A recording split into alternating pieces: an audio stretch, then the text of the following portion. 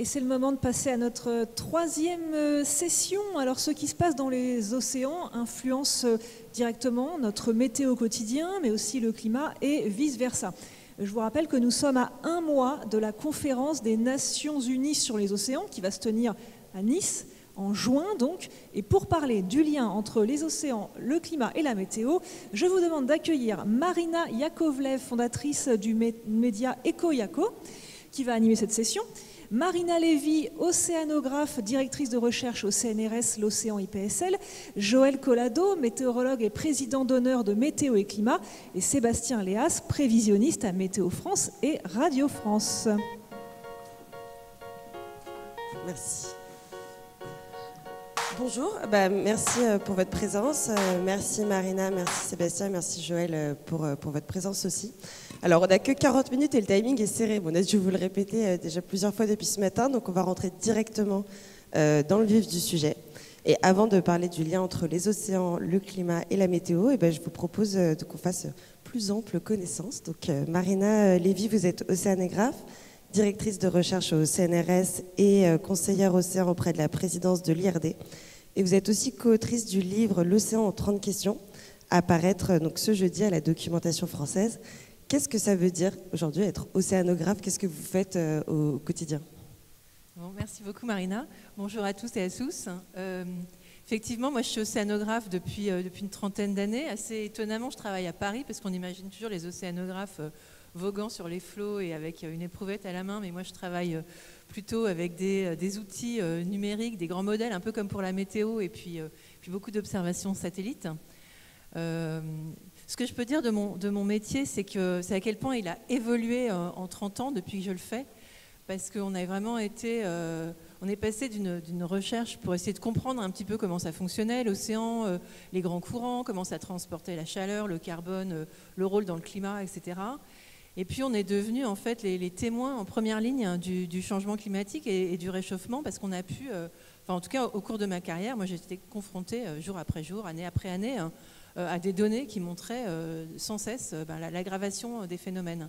Donc notre métier, c'est un peu ça. C'est passé de comprendre l'océan à être témoin et puis comprendre et documenter les changements. Et puis aujourd'hui, on est dans une troisième phase qui est un peu la phase d'essayer de trouver des solutions, parce qu'il y a des solutions aussi qui sont basées sur l'océan. Donc l'océanographie, ça couvre un peu ça maintenant aujourd'hui, ces trois aspects. Merci. Joël, vous êtes météorologue et président d'honneur de Météo et Climat section Toulouse-Occitanie. Est-ce que vous pouvez nous en dire plus sur le métier de météorologue et sur l'association Météo et Climat? Alors, bonjour à toutes et à tous. Je suis très très heureux d'être parmi vous. J'ai consacré une partie de ma carrière à la radio. Peut-être que il y a certains auditeurs dans la salle qui ont reconnu ma voix, et pas connu mon visage, mais reconnu ma voix en tout cas. Le métier de météorologue, c'est un métier, c'est une passion. Et en fait, maintenant, je suis à la retraite depuis quelques années. Je n'ai pas réussi à décrocher. Et tous les matins, quand je me lève, je vais consulter l'ensemble des modèles météo pour comprendre le temps qu'il fait et comment fonctionne cette atmosphère dans laquelle j'ai baigné une grande partie de ma vie. Et je m'investis également dans Météo et Climat pour faire des conférences, intervenir dans les écoles, intervenir pour le grand public, intervenir dans certains festivals aussi pour transmettre la passion de mon métier et la passion de la connaissance de l'atmosphère. Merci. Et Sébastien Léas, je me tourne vers vous. Vous êtes prévisionniste à Météo France et Radio France. Qu'est-ce que vous faites du coup au quotidien? Et aussi, quelle est la différence entre prévisionniste et météorologue?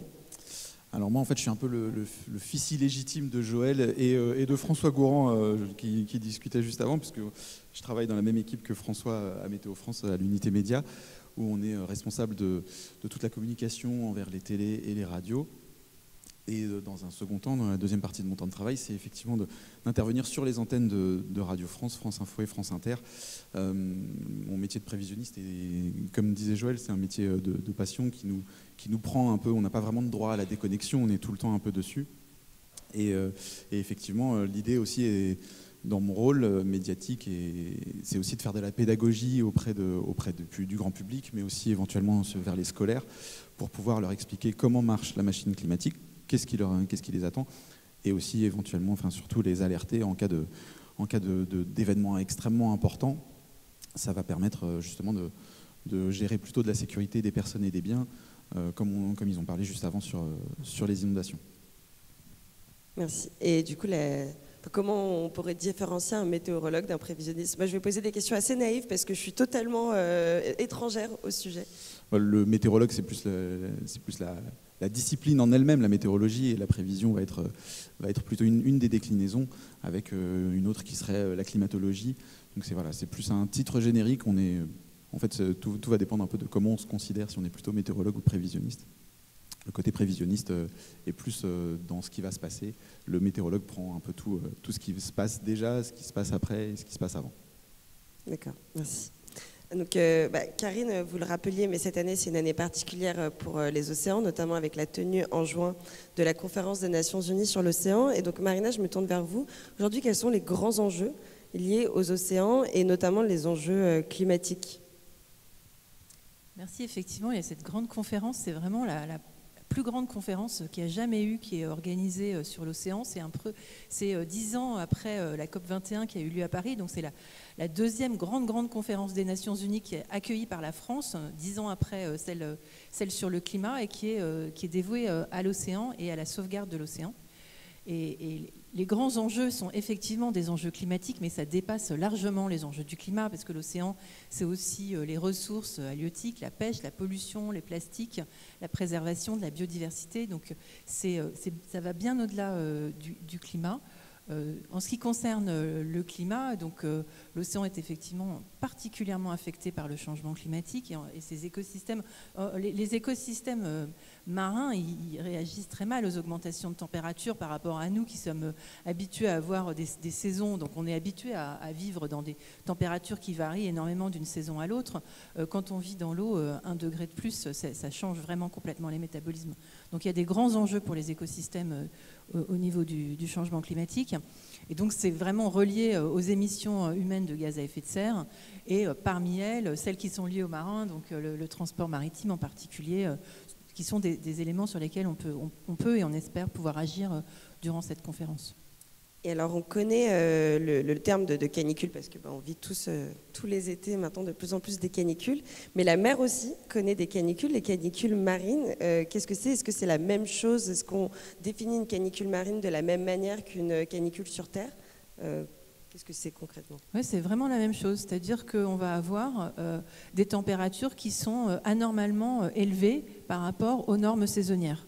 Donc dans l'eau, ça veut dire quoi? Ça veut dire qu'on va avoir des températures qui vont être 5 à 6 degrés plus élevées que ce qu'on a en norme, et ça pendant plusieurs semaines de suite, et surtout sur des grandes étendues. Donc par exemple en Méditerranée, si vous regardez les cartes on appelle ça des incendies sous-marins, tellement c'est élevé. Je pense que ceux d'entre vous qui ont été en Méditerranée ces 2-3 dernières années ont pu vraiment le ressentir en allant se baigner, à quel point les eaux étaient vraiment chaudes. Et ce qui est particulièrement alarmant, c'est que ces canicules, ces incendies sous-marins, ils sont plus forts en intensité, c'est-à-dire les températures sont de plus en plus élevées pendant la canicule, et surtout en étendue et en durée. Et donc, et ce que ça fait, c'est que ça va littéralement en fait brûler, enfin c'est une métaphore, mais ça brûle tout ce qu'il y a sous l'eau. Et donc on a assisté à 80% de la mortalité de certaines espèces pendant certaines canicules en Méditerranée ces dernières années. Et oui, si vous voulez rebondir, la canicule, je voudrais juste rajouter un élément, mais que tout le monde connaît, enfin tous les spécialistes de la météo que je vois ici doivent connaître, c'est qu'on a battu des records de température en Méditerranée absolument exceptionnels. Dans l'année 2022, un chiffre, vous n'avez pas de chiffre? 30,7 en Méditerranée, la température de l'eau, pas de l'air, température de l'eau au large de la Corse, 30,7. Donc c'est des records absolument jamais vus, jamais enregistrés en tout cas dans cette partie de la Méditerranée. Effectivement. Et du coup, je me suis perdue dans ce que je voulais dire. Donc on voit qu'effectivement, on est déjà aujourd'hui à des températures très élevées dans l'océan, et donc qui sont évidemment liées au changement climatique. Et est-ce qu'on arrive à prédire quel sera demain le climat dans l'océan selon les différents scénarios du GIEC? Tout à fait, les scénarios du GIEC s'appliquent sur l'océan en fait. Donc l'océan est déjà utilisé pour faire les scénarios du GIEC. Les scénarios du GIEC sont faits en incluant des climatologues et des océanographes, parce que l'océan, c'est vraiment important dans le système climatique. Donc l'océan est inclus, et ces scénarios du GIEC s'appliquent à l'océan, et donc on peut, pour chacun de ces scénarios, évaluer quelle va être l'élévation de température, quelle va être l'élévation du niveau de la mer, parce que l'élévation du niveau de la mer est directement liée au réchauffement, pour deux raisons. D'abord parce que plus les eaux sont chaudes, plus elles se dilatent, et puis la deuxième raison, c'est que plus ça se réchauffe, plus les glaciers vont fondre et apporter de l'eau dans l'océan. Donc l'élévation du niveau de la mer, c'est aussi une des prédictions de ces modèles de climat qui sont reportés par le GIEC. Et puis d'autres paramètres comme le contenu en oxygène des eaux, la production de phytoplancton qui va soutenir toute la chaîne alimentaire de l'océan. Donc tous ces paramètres-là, la salinité, sont des paramètres dont l'évolution est suivie par les modèles de climat et reportée dans les rapports du GIEC. Il y a eu en 2019 un rapport spécial du GIEC sur l'océan et la cryosphère, et donc où on retrouve toute cette synthèse. Et puis dans le dernier rapport du GIEC, il y a eu des mises à jour sur tous les chiffres qui concernent l'océan. Et comme tous les éléments, effectivement, les réponses sont directement proportionnelles à la quantité de gaz à effet de serre qu'on met dans l'atmosphère. Il n'y a pas de surprise, c'est la même chose dans l'océan que dans l'atmosphère, c'est-à-dire que plus on consomme des énergies fossiles, plus la situation s'aggrave également dans l'océan.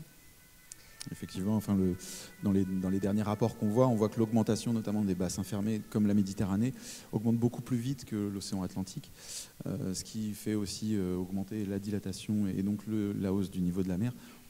Sur les dernières estimations, on estime que chaque année, le niveau de la mer augmente de 3,6 mm. Ce qui n'est pas grand-chose en fait, sauf que d'ici la fin du siècle, si on continue à augmenter comme ça, on peut se retrouver, suivant le scénario, à plus 2 ou plus 5 degrés, d'avoir une hausse du niveau de la mer qui peut être aux alentours de 1 mètre, 1 mètre 10 au maximum. Donc effectivement, c'est des estimations qui aussi impactent forcément les zones littorales, avec l'érosion, avec des zones qui sont un peu basses, des inondations qui risquent de se répéter.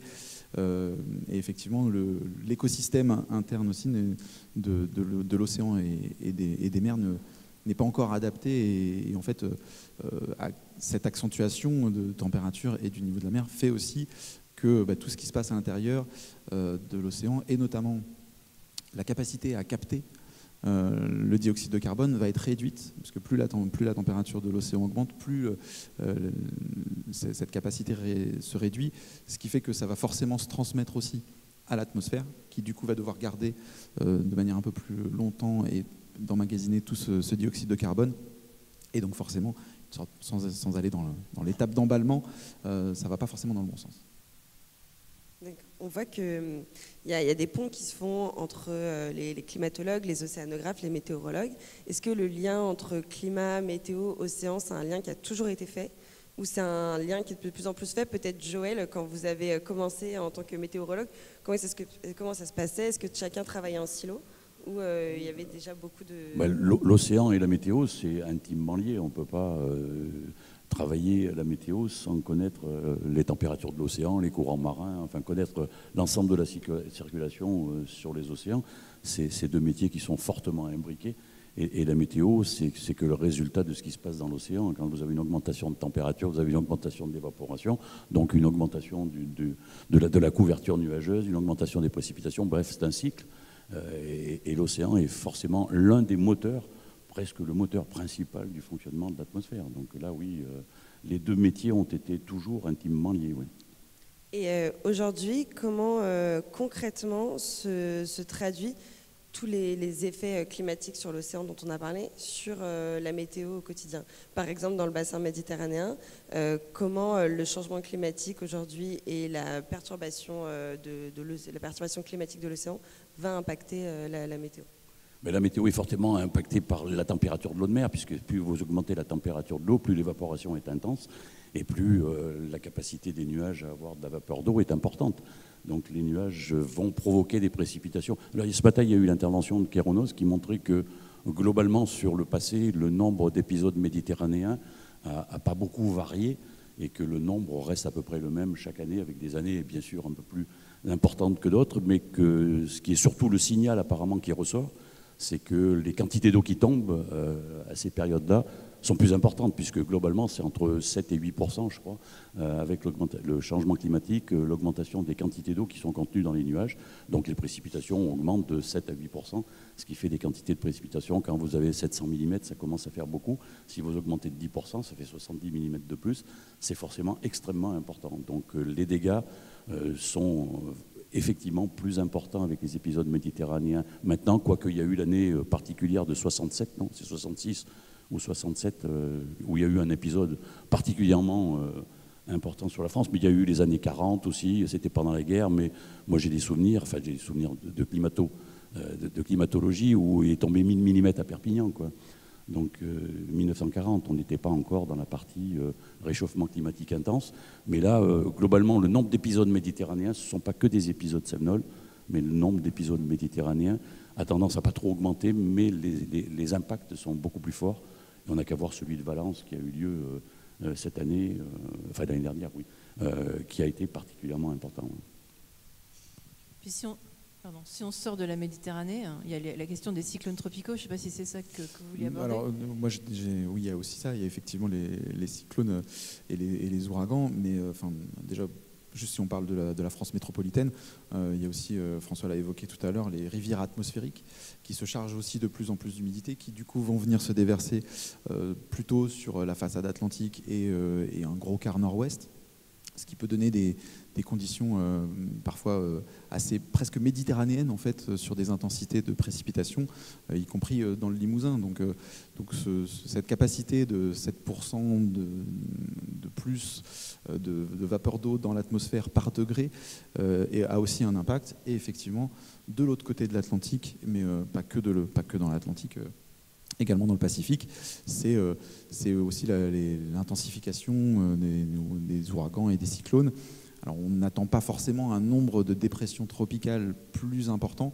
En revanche, ils risquent d'être beaucoup plus intenses, beaucoup plus pluvieux, beaucoup plus violents. Et forcément, s'ils sont plus violents en termes de vent, on risque d'avoir de facto un nombre de cyclones plus important. Puisque la définition, l'échelle de Saffir-Simpson, elle est toujours basée sur le même niveau. Donc, est-ce qu'il y aura une nouvelle échelle de Saffir-Simpson pour réajuster ce réchauffement climatique? Mais a priori, on s'attend quand même aussi à avoir de plus en plus d'épisodes violents à ce niveau-là. Après, alors là, c'est un peu plus compliqué, mais il y a d'autres mécanismes, comme par exemple les phénomènes El Niño qui a lieu de manière naturelle dans le Pacifique et qui influence énormément le climat de la zone Pacifique, aussi bien du côté Asie que du côté Amérique latine. Et ces événements El Niño, une grande question, c'est de savoir comment est-ce qu'ils vont être modifiés, donc qui sont là de manière naturelle et qui sont vraiment le résultat d'échanges entre l'océan et l'atmosphère sur des échelles de temps, ce qu'on appelle des échelles de temps longues, puisque la périodicité de ces événements, c'est de 2 à 7 ans. Hein. C'est comme une bascule, en fait. C'est un système de bascule entre l'océan et l'atmosphère, et qui a des conséquences vraiment importantes sur les populations des pays riverains. Et la question, c'est de savoir, et il y a vraiment des recherches actives en ce moment là-dessus, parce qu'on n'a pas encore complètement les réponses, mais comment ces événements vont être modifiés à l'avenir par le changement climatique en cours. Comment est-ce que ça va modifier ces interactions? On a également des incertitudes sur l'évolution de certains courants marins, dont le Gulf Stream, qui nous impacte aussi. Tous ces changements-là, le Gulf Stream a des interactions elles-mêmes au sein de son courant directement, mais il y a des courants un peu sur toute la planète. Plus de 70% de la planète est recouvert de surface maritime ou océanique. Et 90%, plus de 90% du CO2 anthropique est emmagasiné dans l'océan. Donc toutes ces interactions vont aussi avoir un effet entre elles et aussi impacter la météorologie directement. Là, pour l'instant, on est un peu dans le domaine de l'incertitude et il va falloir aussi essayer de décanter un peu tout ça, mais presque être spectateur sur certains systèmes. Donc on va voir un peu comment ça va se passer. Justement, ça fait lien avec ma question d'après. Comment est-ce qu'aujourd'hui la météorologie s'adapte en fait au changement climatique dans les prévisions? Comment est-ce qu'on gère ces incertitudes que sont par exemple l'amplification ou non du phénomène El Niño? Est-ce qu'on arrive, à quelle temporalité on peut se projeter en météo? Est-ce que c'est 1 semaine, 2 semaines, 3 semaines, 1 mois? Avec quel degré de certitude et en quoi ça impacte aujourd'hui par le changement climatique? Et peut-être comment, du coup, des services comme Météo France vont mettre à jour leur modèle, mettre à jour leur logiciel pour avoir une prévision qui s'adapte au dérèglement climatique?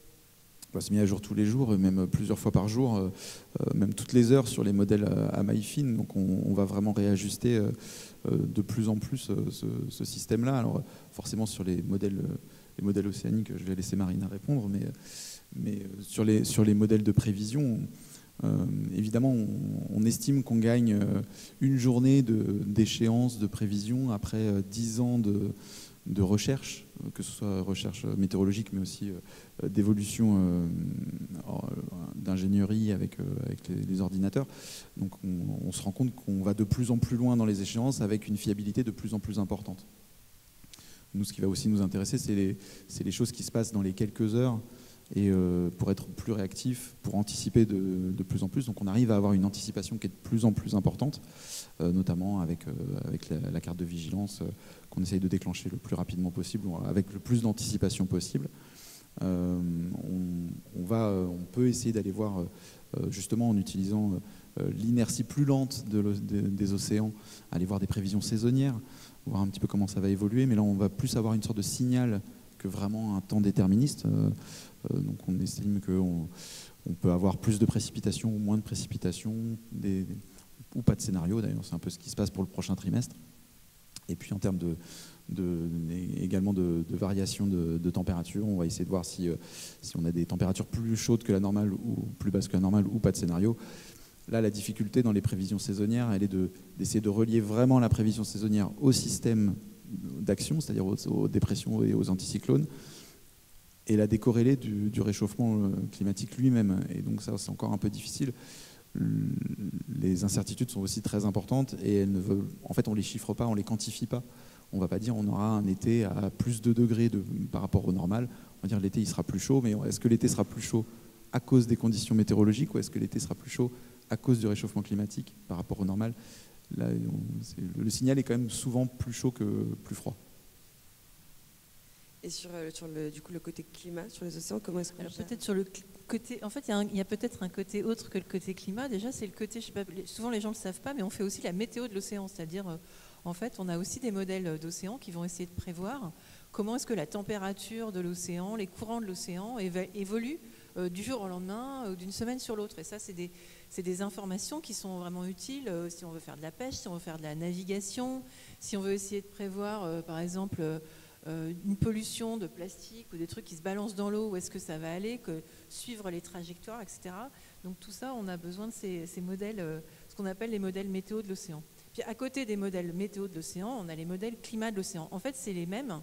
Au niveau de la physique qu'il y a dans le modèle, c'est la même chose. Mais ce qui change, c'est la durée sur laquelle on va les faire fonctionner. Et au niveau des modèles de climat de l'océan, là, on a énormément progressé ces 20 dernières années, parce que, en particulier, parce qu'on comprend mieux les mécanismes, mais aussi beaucoup parce que les moyens de calcul se sont énormément améliorés, ce qui permet de faire des calculs de manière beaucoup plus fine qu'avant. Et puis vraiment, l'avenir, là, aujourd'hui, et j'imagine que c'est la même chose en météo, ce qui est assez prometteur, c'est l'arrivée de l'intelligence artificielle, qui nous permet aussi peut-être d'aller plus vite et de faire des choses qui nécessitaient avant beaucoup de calculs explicites. Et maintenant, on espère que c'est une voie qui va permettre de faire des prévisions encore meilleures. Oui, je voulais simplement dire que quand on fait de la prévision météo, on fait de la prévision océanographique, parce qu'en fait, il y a un couplage entre le modèle océanique et le modèle atmosphérique. Et donc, en fait, la question de tout à l'heure sur le changement climatique, est-ce qu'on prend en compte? Oui, on prend en compte tous les jours. Chaque fois qu'on fait tourner le modèle, on prend en compte les nouvelles données qui ont été observées, les nouvelles données qui ont été modélisées. Donc, forcément, on prend en compte le changement climatique. Alors, pour l'intelligence artificielle, effectivement, là, on obtient des modèles avec un pas de temps beaucoup plus court, et sur des scénarios qui peuvent être beaucoup plus importants. La prévision d'ensemble, la Météo France, c'est au-delà de 70 membres, quelque chose comme ça. Combien 51 membres. Et la prévision d'ensemble sur l'intelligence artificielle, c'est 500 membres. Donc on voit bien que là, effectivement, il y a la possibilité de trouver des signaux qui soient plus importants avec l'intelligence artificielle qu'avec la prévision traditionnelle. La seule problématique, c'est que l'intelligence artificielle, elle va sur des données qui ont été collectées il y a 40 ans, alors que nous, on fait, enfin Météo France, puisque je ne suis plus Météo France fait tourner les modèles avec la physique tous les jours, et plusieurs fois par jour. C'est un peu la grosse différence.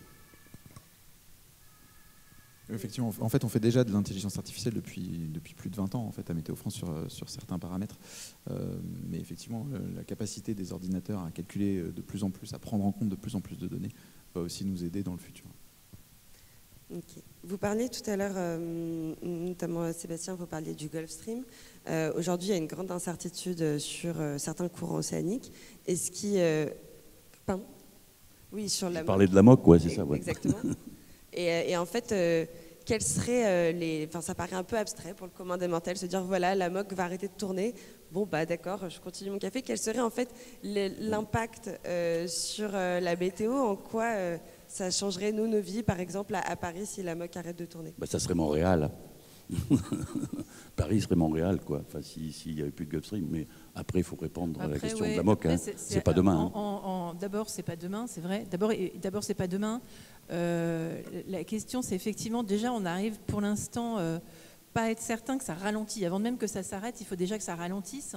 Ce qui est certain, c'est que tous les modèles de climat prévoient un ralentissement de la MOC. Donc ça c'est vraiment... Mais par contre, au niveau des observations, c'est très difficile à observer parce que ça nécessite d'avoir des observations de courant partout dans l'océan et on n'a pas ces observations et surtout sur ce qu'on appelle toute la profondeur. Parce que c'est un courant moyen qui transporte... La MOC, en fait, c'est quoi? C'est un courant... C'est une intégrale, c'est une moyenne de courant qui va transporter de la chaleur de l'équateur vers les pôles. En fait, ce qu'il faut savoir, c'est que la Terre reçoit plus de chaleur, ça tout le monde le sait, à l'équateur qu'au pôle. Et cette chaleur, elle est répartie en fait après à moitié par l'océan et à moitié par l'atmosphère. Et donc là, on est dans un système où tout se réchauffe. Mais si jamais la MOC commence à vraiment ralentir, en fait, c'est ce transfert de chaleur de l'équateur vers les pôles qui va ralentir et voire s'arrêter.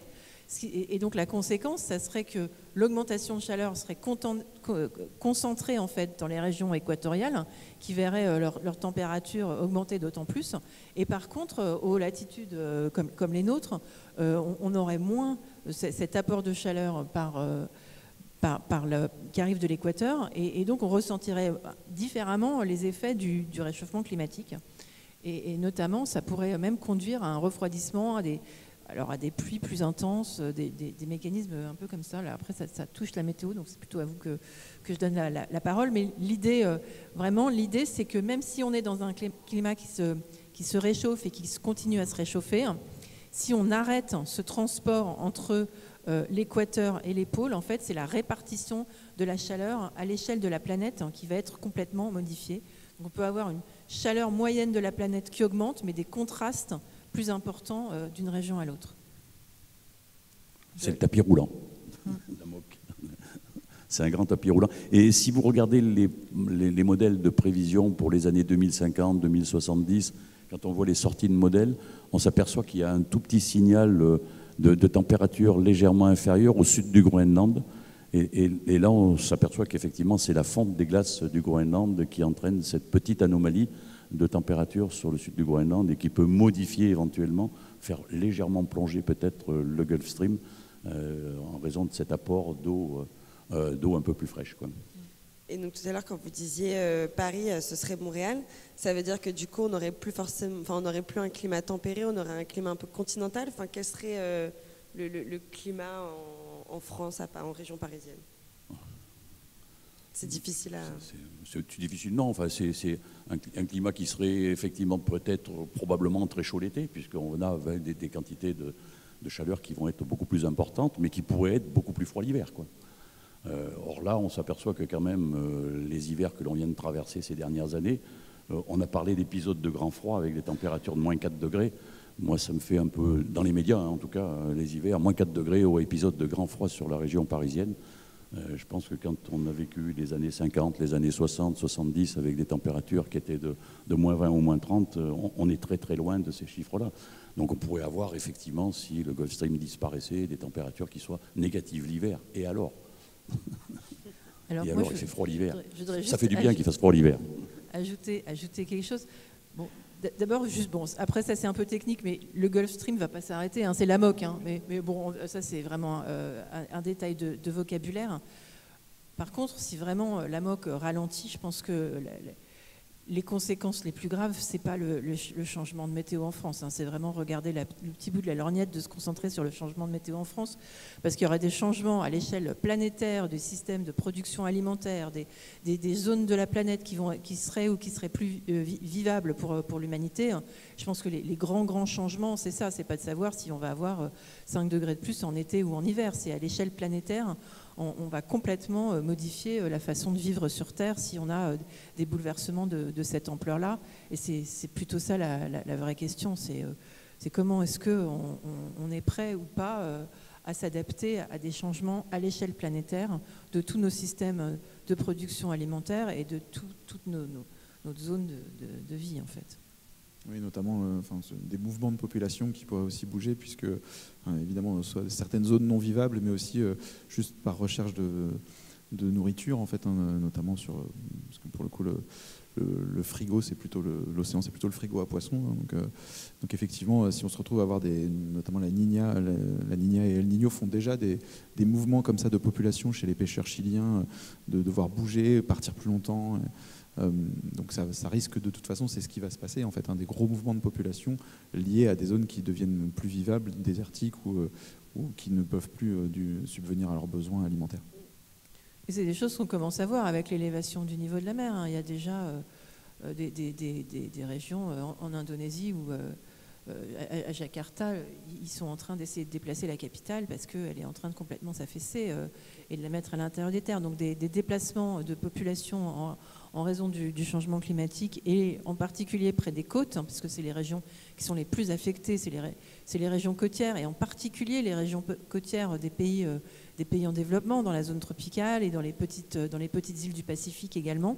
Donc c'est là qu'on commence à voir les premiers déplacements climatiques de population. Et donc justement, Sébastien, vous parliez aussi de l'impact sur la pêche. Aujourd'hui, quel serait l'impact de du ralentissement de l'AMOC sur la biodiversité marine et donc du coup, in fine aussi sur les ressources halieutiques, etc., mais surtout sur la biodiversité marine. Donc c'est la première question. Et la deuxième question, en quoi en fait le changement climatique ralentit l'AMOC, quels sont les procédés en place qui font que ça entraîne un ralentissement des courants océaniques? Alors, en ce qui concerne les pêches, elles sont surtout sensibles pour l'instant, hein, ce qu'on observe, au changement de température dans l'eau. La température de l'océan s'est réchauffée d'1 degré depuis en 30 ans là. À l'échelle de l'ensemble de l'océan, c'est-à-dire 70% de la surface de la planète. C'est un peu moins que sur Terre, hein, puisque sur Terre, là, on est arrivé à 1,5 degré. C'est un peu moins, pourquoi ? Parce que en fait, ça réchauffe une grande quantité d'eau, donc ça se pénètre en profondeur. Et donc, si on calcule, si on prend en compte le réchauffement qui va descendre jusqu'à même 1 km de fond, hein, donc, dans l'océan. Donc l'océan, c'est vraiment énormément réchauffé. Hein. Et comme je le disais, les poissons n'aiment pas ça. Donc ce que ça a fait, c'est que les poissons commencent à migrer. Et ça, on l'observe. On voit les poissons qui migrent vers les pôles. À peu près, ils ont migré d'une 50aine de kilomètres, hein, là déjà. Donc ce que ça fait, c'est que ça commence à appauvrir en poissons toute la bande de latitude tropicale. Et au contraire, à nos latitudes, on voit arriver des poissons tropicaux qui ne sont pas forcément en bonne forme parce qu'ils sont plus petits, ils ont des capacités de croissance moins élevées. Donc au niveau des pêches, voilà ce qui est en train de se passer et c'est lié essentiellement au changement de température. Après, il y a d'autres effets. Hein. Il y a l'effet de la perte d'oxygène par l'océan, on a des mortalités... L'eutrophisation, mais pas que l'eutrophisation, on a aussi les eaux plus chaudes sont moins capables de retenir l'oxygène. Donc on a une étendue des zones mortes dans l'océan. Et donc il y a des phénomènes où on va avoir des milliers de poissons qu'on va retrouver morts sur les plages certaines années, lors de canicules par exemple. Et ça, c'est vraiment lié au manque d'oxygène directement. Et j'imagine que ça va aussi avoir un peu des conséquences de boucle de rétroaction. Par exemple, si on a moins de phytoplancton, l'océan va moins capter de CO2 et donc, in fine, c'est un peu le serpent qui se mord la queue, on va avoir plus de changements climatiques. Alors, il y a des boucles de rétroaction, mais pas par le phytoplancton vraiment, parce qu'à l'heure actuelle, le mécanisme par lequel l'océan fixe du phytoplancton, c'est vraiment un mécanisme physico-chimique, c'est-à-dire que le CO2 qui est en excès dans l'atmosphère, le CO2 émis par l'homme, pénètre dans l'océan. C'est vrai que le phytoplancton utilise du CO2 pour sa croissance et donc intervient dans le cycle du carbone, mais sa croissance, pour l'instant, n'est pas encore modifiée par les ajouts de CO2 qu'on met dans l'atmosphère. Je contraste ça par rapport à ce qui se passe dans les écosystèmes terrestres. On sait que les écosystèmes terrestres ont aussi capté une grande partie de nos émissions de CO2, et ça, c'est lié vraiment à une augmentation de la photosynthèse.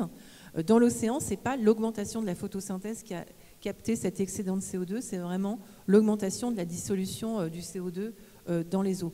Mais là encore, plus les eaux sont chaudes, moins elles ont cette capacité de dissoudre du CO2. Donc c'est ce que vous disiez tout à l'heure.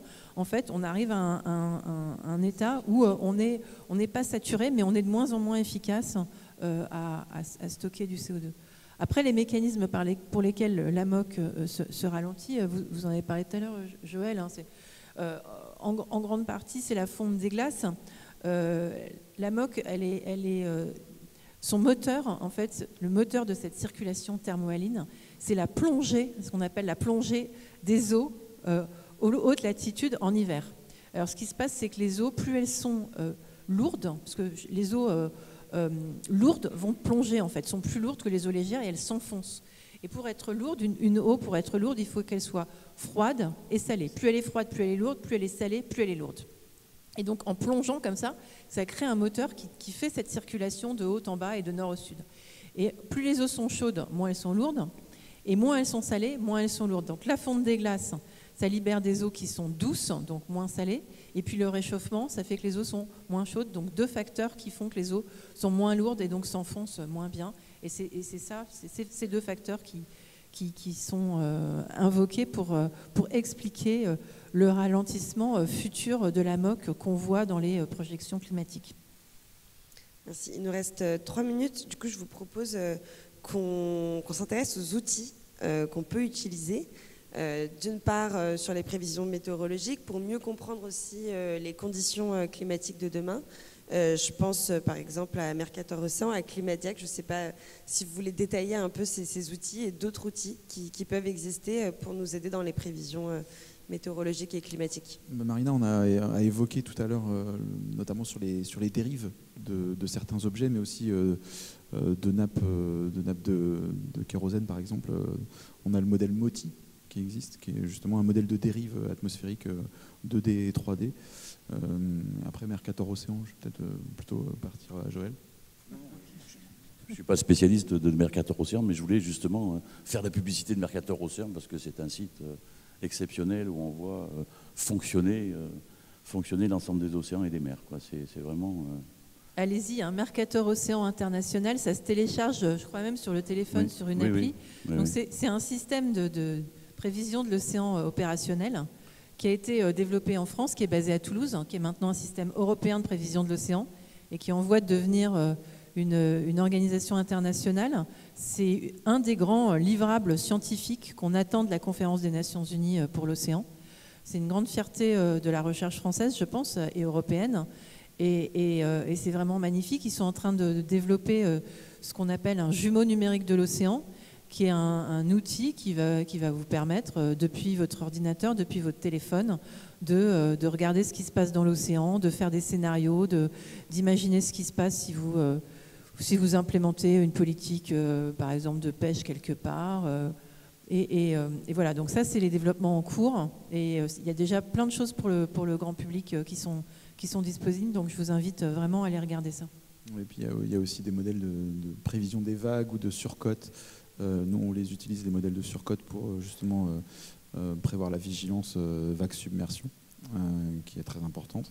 Et puis aussi le modèle WaveWatch, qui est développé par le CHOM, qui lui va permettre d'avoir une définition assez importante entre 100 et 200 mètres sur le littoral pour avoir justement le niveau des vagues.